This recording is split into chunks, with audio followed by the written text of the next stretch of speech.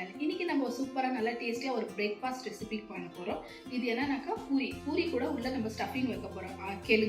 கெழுங்கு கொஞ்சம் இன்கிரீடியன்ட் எல்லாம் நம்ம சில்லி ஃப்ளெக்ஸ் எல்லாமே சேர்த்து கொஞ்சம் டேஸ்டியான பூரி பண்ண போறோம்.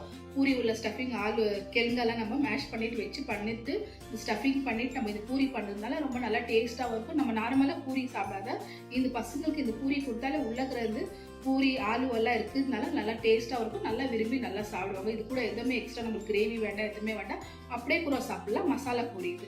வாங்க இந்த மசாலா பூரி பண்ணுறதுக்கு தேவையான பொருள் என்னன்னு பார்க்கலாம். பாருங்க, தேவையான பொருள் எல்லாம் என்னென்னக்குதுன்னு காமிச்சிடறேன். 3 கெழுங்கு இருக்குது, சின்ன சைஸு, பாயில் பண்ணி எடுத்து வச்சுருக்குறோம். அதே போல் 1 கப் அளவு நம்ம மாவு எடுத்து வச்சுருக்குறோம்.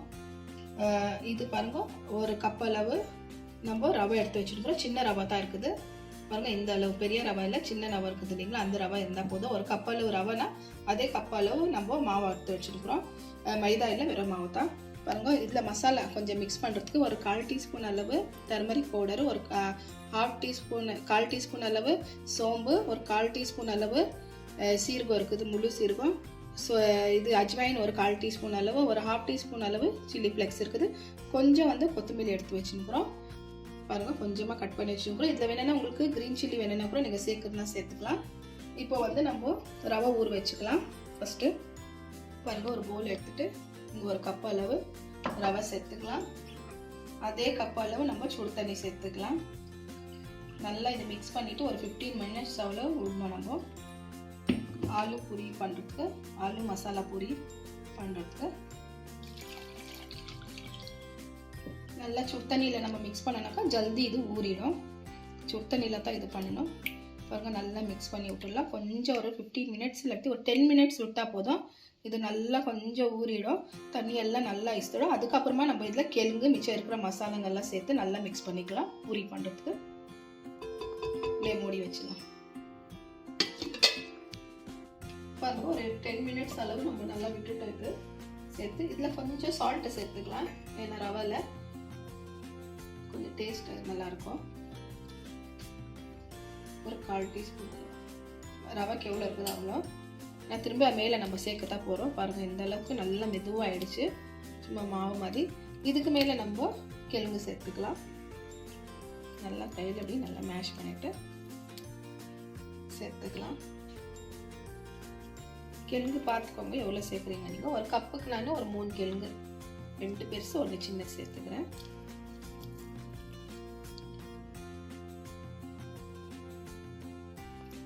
பாருங்கள், நல்லா மேஷ் பண்ணிக்கலாம். மேஷ் பண்ணி நல்லா மிக்ஸ் பண்ணிக்கலாம். இது மாவு, இது ரவையும், இது கெழுங்கு எல்லாமே. பாருங்கள், நம்ம கெழுங்கு கூட நல்லா மிக்ஸ் பண்ணிட்டோம். இதுக்கு மேலே இருக்கிற பாருங்கள் இந்த மசாலாலாம் சேர்த்துக்கலாம். சீரகம், சோம்பு, சில்லி ஃப்ளெக்ஸு, அப்புறமா அஜ்வைனு, டர்மரிக் பவுடர் 1/4 டீஸ்பூன். இது சேர்த்தா மசாலா நல்லா டேஸ்ட்டாக இருக்கும். பூரி சாப்பிட்றதுக்கு சப்புன்னு இருக்காது. கூட கொஞ்சம் கொத்தமல்லி சேர்த்துக்கிறேன் கட் பண்ணி. வேணும்னா நீங்கள் இதில் பச்சை மிளகா கூட சேர்த்துக்கலாம், க்ரீன் சில்லி. இதுக்கு மேலே கொஞ்சம் சால்ட்டு சேர்த்துக்கலாம். இதுக்கு எவ்வளோ வேணுமோ அவ்வளோ. நம்ம ஃபஸ்ட்டு அதில் சால்ட்டு சேர்த்துருக்குறோம் கொஞ்சம். இப்போ மாவெல்லாம் சேர்க்குறோம் இல்லைங்களா, அதுக்கேற்ற மாதிரி கொஞ்சம் உப்பு சேர்த்துக்கலாம். நல்லா சேர்த்து நல்லா மிக்ஸ் பண்ணி விடலாம். பூரி கூட நல்லா டேஸ்ட்டாக இருக்கும். இந்த மசாலாலாம் நம்ம சேர்த்தோம்னாக்கா நல்லா சாப்பிட்றதுக்கு. கெழுங்கெல்லாம் கொஞ்சம் நல்லா உடச்சி விட்டுக்கோங்க, உள்ளே இருக்கும் சின்ன சின்னதாக. பாருங்க, நல்லா இப்படி ஆயிடுச்சு. இதுக்கு மேலே நம்ம மாவு வச்சுக்கிறோம் இல்லைங்களா, மாவு சேர்த்துக்கலாம். ஃபஸ்ட்டு இதை நல்லா மிக்ஸ் பண்ணி விட்டுடலாம். மேலே கீழே ரவா ஆகட்டும், கெழுங்கு ஆகட்டும், இந்த மசாலாலாம் பாருங்கள் இந்த அளவுக்கு இருக்குது இல்லையா. இப்போ நம்ம இருக்கிற மாவு சேர்த்துக்கலாம். கொஞ்சம் கொஞ்சமாக சேர்த்து நல்லா மிக்ஸ் பண்ணி விட்டுக்கலாம்.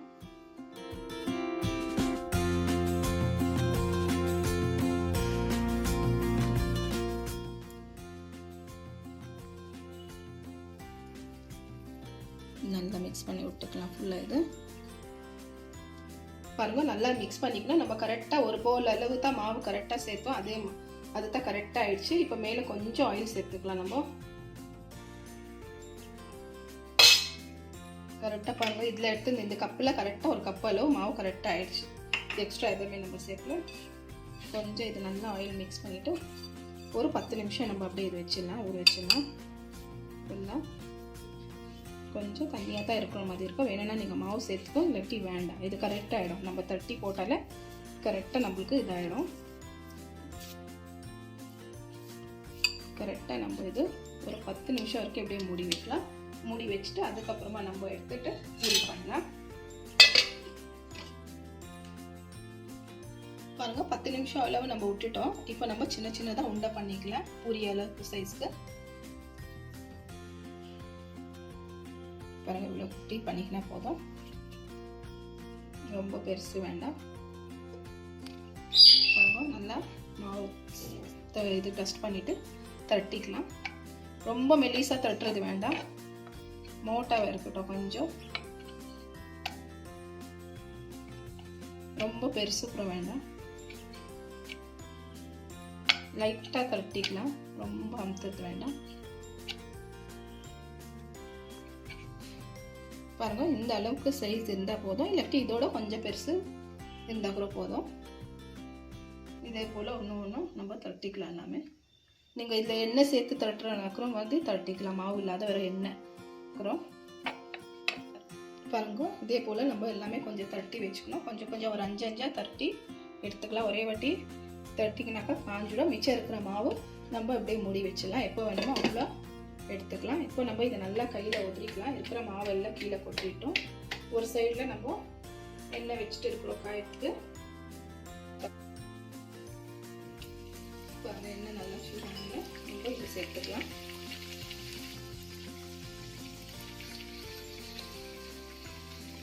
லைட்டாக ப்ரெஸ் பண்ணிடலாம்.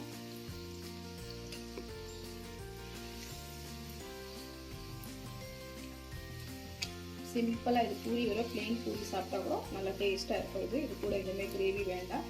பசங்களுக்கு அப்படியே கொடுக்கலாம், நம்ம ரொம்ப நல்லா சாப்பிடுவாங்க. ஏன்னா இதில் கொஞ்சம் மசாலா இருக்கிறதுனால நல்லாயிருக்கும். திருப்பி விட்டுக்கலாம்.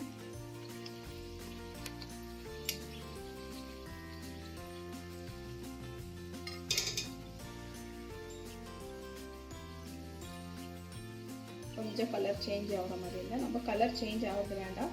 இந்த அளவுக்கு இருந்தாக்க நம்மளுக்கு பூரி போதும். பாருங்க நல்லா சாஃப்டாக எதுவுமே இது நம்ம சேர்க்கலாம்.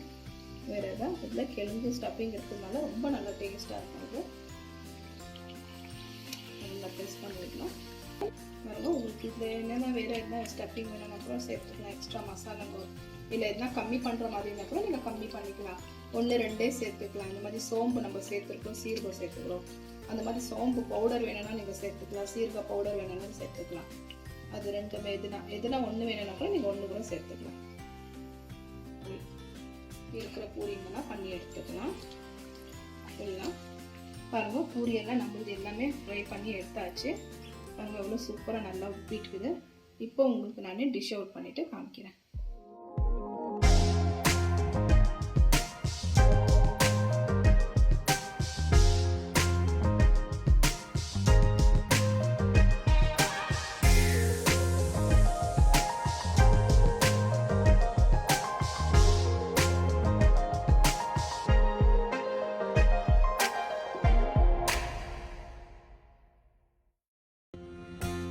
ஆலு மசாலா பூரி ரெடி ஆயிடுச்சு. சிம்பிளாக ஈஸியாக இது ஸ்டஃபிங் எல்லாம் நம்ம சேர்த்து பண்ணிக்கிறதுனால நல்லா சூப்பராக நல்லாயிருக்கும்.